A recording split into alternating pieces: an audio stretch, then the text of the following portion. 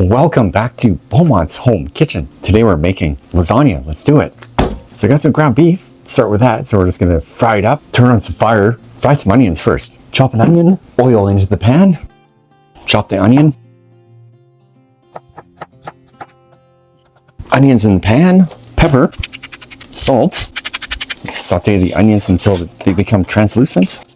Get your pasta water on for the lasagna. Salt your pasta water, I'd like to see. Ground beef in there. Saute the ground beef up. Saute. Pepper. Salt.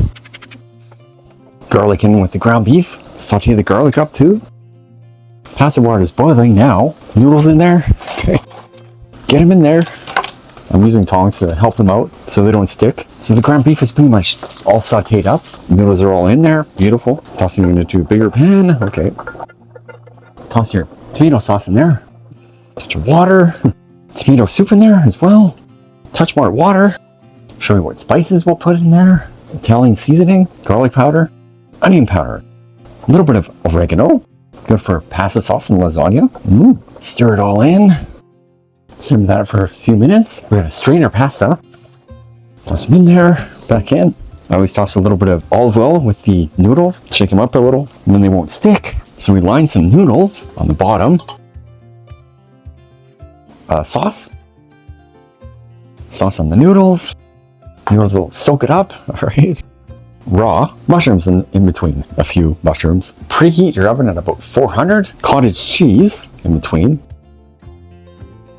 Lasagna. Cheese, mozzarella cheese in the middle there as well. Cheese, noodles, sauce.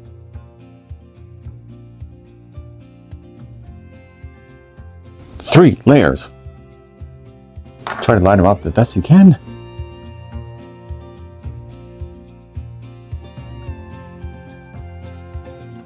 Toss our lasagna in the oven, so you want to go in the oven for about 30 minutes. Into the oven. So it's ready. Okay, so we'll pull it out of the oven. Pull it out of the oven. Beautiful, lovely lasagna. Lasagna. Okay, let's give the lasagna a try. Oh, what a mess. It's how it goes sometimes. Messy. Okay, chop it up. Very juicy lasagna. Cool. Try the lasagna. It's a bit runny, but that's okay. It's nice lasagna though. So good. The flavors there.